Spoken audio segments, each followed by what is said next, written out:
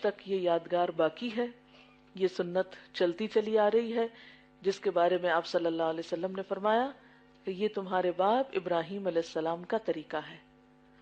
انہوں نے اگر اللہ کے قرب کے لیے اپنا بیٹا قربان کرنے سے بھی گریز نہیں کیا تو ہمارے لیے کیا حکم ہے؟ ہمیں کیا کرنا چاہیے؟ خوشی خوشی جانور ذبح کرنا چاہیے، پوچھ پوچھ کے نہیں، کیونکہ عام طور پر لوگ اس بارے میں اتنے مسئلے پوچھتے ہیں، اتنی بحث کرتے ہیں، اتنی کھود کرید کرتے ہیں، اچھا میری اتنی آمدنی ہے، مجھ پہ بھی ہے، میرے پاس اتنا زیور ہے، مجھ پہ بھی ہے، میں کروں یا نہ کروں، شوہر اجازت نہیں دے رہا، کیا کروں، بچوں کی تعلیم ہے، فلاں ہے، فلاں، سب باتیں ٹھیک ہے، لیکن بات یہ ہے کہ جب ہمارا کسی چیز کے اوپر دل آ جاتا تو ہمیں کبھی کچھ سوچا؟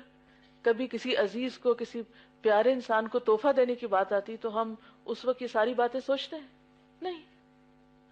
اسی لیے ہم دیکھتے ہیں کہ قربانی کا کوئی خاص نصاب کسی قرآن پاک اور کسی حدیث میں ہمیں نہیں ملتا کہ وہ شخص قربانی کرے جس کے پاس اتنا اور اتنا مال ہو۔ زکوٰۃ کا تو نصاب ملتا ہے نا، کہ جس کے پاس 7.5 تولے سونا ہو یا اس سے زیادہ اور اس پر سال گزر چکا ہو، لیکن جب آپ قربانی کے باب میں دیکھتے ہیں کہ کتنے مال والے پہ قربانی ہے تو کچھ نہیں ملتا۔ کیوں؟ اس لیے یہ تو ایک محبت کا اظہار ہے۔ ہمارے ہاں کچھ سالوں سے محبت کے اظہار کے لیے ویلنٹائن ڈے منایا جاتا ہے، وہ بھی ساتھ ہی آ رہا ہے اور امتحان ہے۔ اور ویلنٹائن ڈے میں کبھی کسی نے مسئلہ نہیں پوچھا کہ یہ منائیں کہ نہ منائیں، کسی نے نہیں آ کے پوچھا کہ میری آمدنی اتنی ہے، کیا میں پھول خریدوں کہ نہ خریدوں، بھیجوں کہ نہ بھیجوں، کارڈ خریدوں یا نہ خریدوں، بغیر کسی سے مشورہ کیے، چاہے ادھار پیسے لینے پڑے۔ یعنی جو منانے والے ہیں یا جن کے دل میں وہ خاص شوق اور چاہتے ہیں، وہ اپنی ان چاہتوں کے اظہار کے لیے ایک لمحے کے لیے بھی نہیں سوچتے کہ وہ پیسہ کہاں لگا رہے ہیں یا برباد کر رہے ہیں، لیکن اللہ کی راہ میں دینے والے پتہ نہیں کیوں اتنا زیادہ سوچتے ہیں اور اتنا پوچھتے ہیں، اور قربانی کے موقع پر تو زیادہ ہی پوچھتے ہیں، جیسے بنی اسرائیل نے گائے ذبح کرنے کے لیے بہت ہی زیادہ سوال کر ڈالے تھے، تو مجھے لگتا ہے وہ بنی اسرائیل والی جو خصلت ہے وہ گئی نہیں۔ تو بات یہ ہے کہ اگر آپ میں وسعت ہے، استطاعت ہے، کر سکتے ہیں کر لیں، نہیں کر سکتے تو چپ رہیں، اور ایک دوسرے کو کرٹیسائز بھی نہ کریں، کرنے والا فخر نہ جتائے اور نہ کرنے والے کو برا بھلا نہ کہے۔ اس لیے قربانی کی اصل حقیقت کیا ہے کہ یہ محبت کا اظہار کا ذریعہ ہے، اٹس اے ٹوکن آف لو،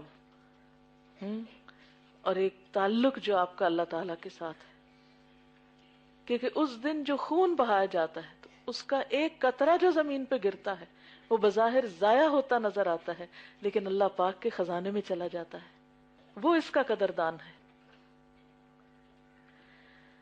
اللہ تعالیٰ نے ابراہیم علیہ السلام کی قربانی کا خاص طور پر ذکر کیا ہے، ان کو یہاں 2 دفعہ اس واقعے کے اندر محسن کہا گیا ہے۔ تو قربانی اصل میں کون کرتا ہے؟ جو محسن ہوتا ہے۔ ابراہیم علیہ السلام کو اللہ تعالیٰ نے خلیل اللہ کا لقب دیا تھا کہ وہ اللہ کے دوست تھے، تو ایک دوست اپنے دوست کے لیے جو تحفہ پیش کر رہا ہے محبت کا، وہ کیا ہے؟ بیٹے تک کو قربان کرنے کی بات پہ کوئی بھی نہ اپنے آپ کو کوئی ملالہ نہ بیٹے کو، کوئی دل میں دوسرا خیال نہیں جاتا۔ اور پھر آپ دیکھیں کہ ان کو جزا کیا ملی، کتنے پیغمبر گزرے ہیں لیکن درود شریف میں رسول اللہ صلی اللہ علیہ وسلم کے نام کے ساتھ ان کا نام بھی آتا ہے۔ ایسا نہیں کہ دوسرے پیغمبروں کی شان کم ہے، وہ بھی اپنی اپنی جگہ بہت بلند ہے، لیکن جو مقام ابراہیم علیہ السلام کا ہے باقی پیغمبروں میں، وہ سب کے سامنے ہے، جانا پہچانا ہے۔ اور یہ قربانی اور یہ واقعہ ہمیں کیا سکھاتا ہے کہ اللہ کی راہ میں اللہ کو خوش کرنے کے لیے، اللہ تعالی سے دوستی اور محبت اور اس کی اطاعت کے اظہار کے طور پر جو بھی ہمارے پاس ہے وہ ہم بغیر تنگ دلی کے، بغیر کسی پریشانی کے پیش کریں، وہ معاملہ اس کے ساتھ رکھیں.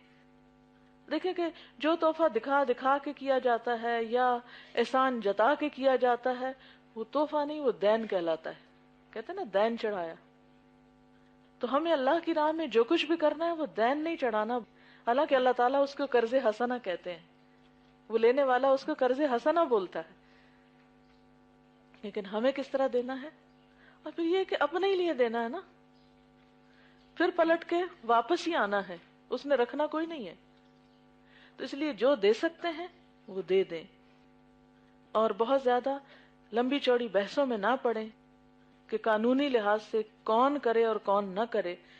یہ ہر شخص اپنا جائزہ خود لے، اور پھر خاص طور پر جب کرنے لگے تو اپنی نیت اللہ کے لیے خالص کر لیں. اس میں دکھاوا نہ ہو، ریا نہ ہو، اس کا بار بار تذکرہ نہ ہو کہ میں نے 1 کی 2 کی 5 کی، اتنا کیا اتنا کیا.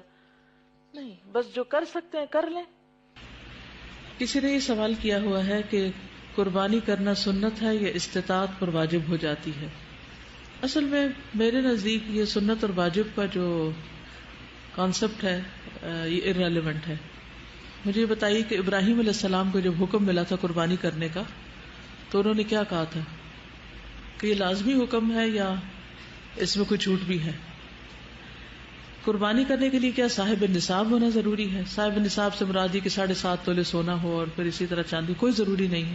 بعض لوگوں کو شوق ہی نہیں ہوتا سونا رکھنے کا، لیکن ویسے ان کے پاس مال ہوتا ہے کہ وہ قربانی کر سکتے ہیں. تو یہ تو شوق کی بات ہے، یہ تو محبت کی بات ہے.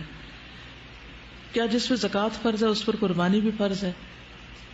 اصل بات یہ ہے کہ جو صاحب استطاعت ہو. تو ظاہر ہے کہ جس کے پاس اتنا مال ہے کہ وہ زکوٰۃ دیتا ہے تو اس کو قربانی بھی دینی چاہیے.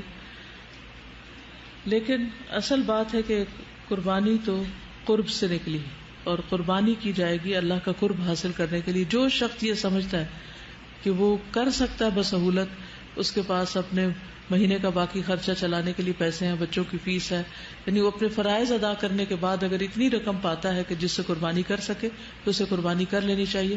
اور ان جھگڑوں میں نہیں پڑنا چاہیے کہ اس کے پاس سونا کتنا اور چاندی کتنی اور پیسہ کتنا.